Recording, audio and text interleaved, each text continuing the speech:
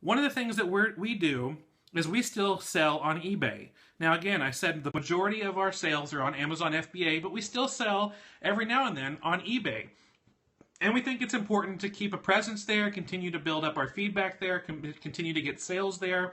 And today I'm going to talk to you about the things that we sell mostly on eBay that really go hand in hand with our Amazon FBA business. You know, I'm really thankful that we have a plan, a backup plan. If something happens, if somebody decides to give us some false counterfeit claim against something that we sold on Amazon, and Amazon believes them and shuts our account down, and our account is shut down for weeks while we're trying to get it reinstated, we don't have to panic because we do have a backup plan. And one of the things that we have in our backup plan is selling items on eBay. And so right now I'll tell you some items that you can sell on eBay that will give you more of an income stream, being able to sell these items that you really can't sell on Amazon, or Amazon's not the best place to sell those items. So number one thing that we like to sell on eBay are items that are restricted on Amazon. There's items that, you know, either the category is gated and you can't sell those items, or maybe the brand is gated and you can't sell those brands, or maybe a particular product line is gated and you can't sell those. Well, doesn't mean you have to just skip over them when you're sourcing them. You can open up the eBay app, check to see the completed listings to see if it's been selling, and buy the items and sell it on eBay. Yes, it takes a little bit more time and energy to set up a listing for eBay, but on certain items, that time and energy is worth it. So, like, to give you an example, I don't know if anyone has seen this. I'm thinking most of you may have, because it just went crazy viral. Toward the end of last week, there was this woman who posted a video on Facebook of her sitting in a Kohl's parking lot, opening up a Chewbacca mask. She put it on and just started, every time she opened her mouth, it had the Chewbacca growl, and she was just dying laughing. And so it's like, she's dying laughing, the Chewbacca is growling, and it's hilarious. If you need a pick-me-up, if you need a smile or a laugh, just go Google Chewbacca mask or Chewbacca mask video, and you will find it will be hilarious. It will bring a smile. The laughter is contagious. Yes, had many people in tears. Go check it out. But you know what? This item, because it went viral on a video, it sold out on Amazon so quickly, and the prices went up because the supply went down. The prices went up. And so an item that was selling for about 20 bucks, 30 bucks on Amazon is now being priced over $100, somewhere up to $150 for a mask that just 1 week ago people could have bought for 20 bucks. So it's hard to find. We happen to have one here at the house, and so I was looking at it, I scanned it with my app, and I was like, oh, it's a Star Wars 7 item, and a lot of you know Star Wars 7 products are gated, they're restricted. You have to be approved to sell those, and we're not approved.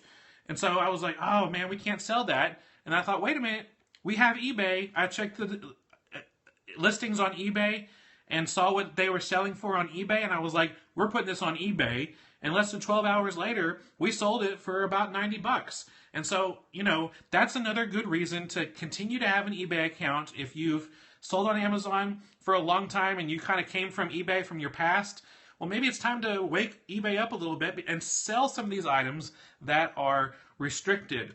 So that's the number one thing that we usually sell on items, are items that are restricted. Number two, we like to sell items that we order from online arbitrage but come in damaged.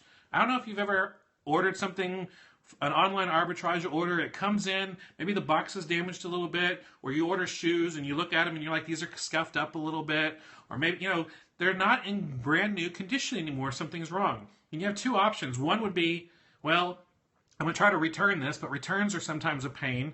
And number two, maybe I'll try to sell it on eBay. So again, we try to sell these items on eBay that come in from our online arbitrage orders. And, you know, sometimes we end up breaking even on it. Sometimes we end up making money on it. And most of the time we're making a profit on it. Maybe not as much profit as if we had sold it on Amazon, but we're still making a profit. And we're able to tell the customer that, hey, this item is a little bit damaged and this is why, and we have pictures to show it. So that's the number two thing that we try to do. If we have online arbitrage orders that come in a little damaged, we can put that on eBay. Number three thing that we sell on eBay is anything that's rare or needs a really detailed product description. An item description that includes really good pictures or You want to make sure that you write word for word what's working, what's not working, because of course Amazon with their product descriptions and product pages, they'll show you the main picture, and there's ways to kind of do a small little picture in the listing under your condition notes, but for the most part, we like to sell these type of items on eBay because we just want to make sure that the person who's buying it actually sees these pictures and is more likely to read through the description talking about it. I found a really old antique Christmas, mechanical Christmas decoration thing, and I looked it up on Amazon, and it wasn't on Amazon, so I decided to make an eBay product description. We had pictures, we had video, because it was a mechanical, music box. Thank you very much.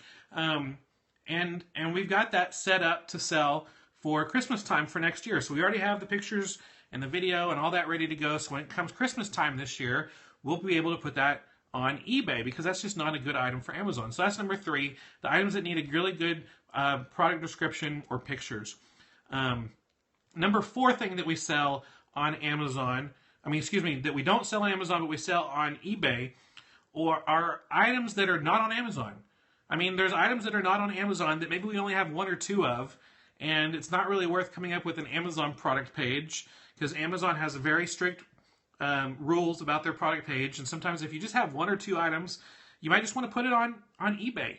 I know we sell, we love selling board games on Amazon, but one of the things that we've done in the past, we're selling board game individual pieces on eBay.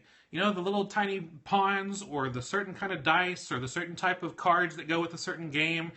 Those are really lightweight and small. We can put them on eBay and sell those and not have to worry about making some really detailed, spend a lot of time with the Amazon product description and create an item that's probably not going to be sold again on Amazon. But eBay, people are looking for things like that. So that's the number 4 thing. And number 5 thing that is awesome with selling on eBay is that you can still sell on eBay the items that you're selling already on Amazon.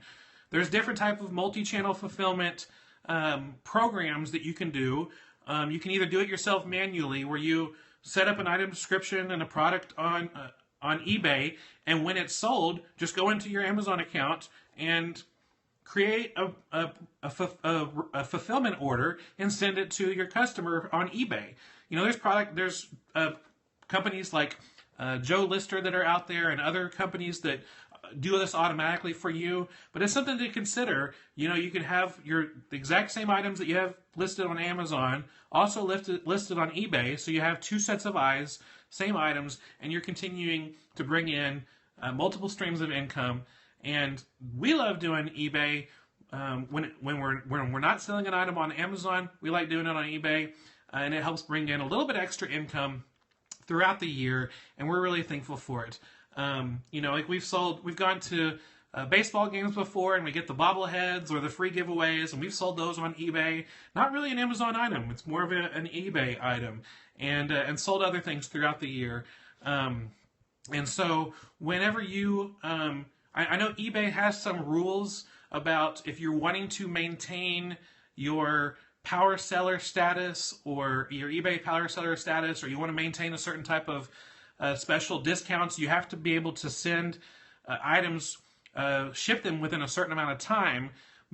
And so when you're fulfilling an order through Amazon, it might take a day or so more to fulfill that. So you're not going to be able to keep up with Amazon's requirements to remain a power seller. But for me, I'm not selling enough items anyway to be considered a power seller, so it's not a big deal for me if an item ships a day or 2 later being shipped from eBay.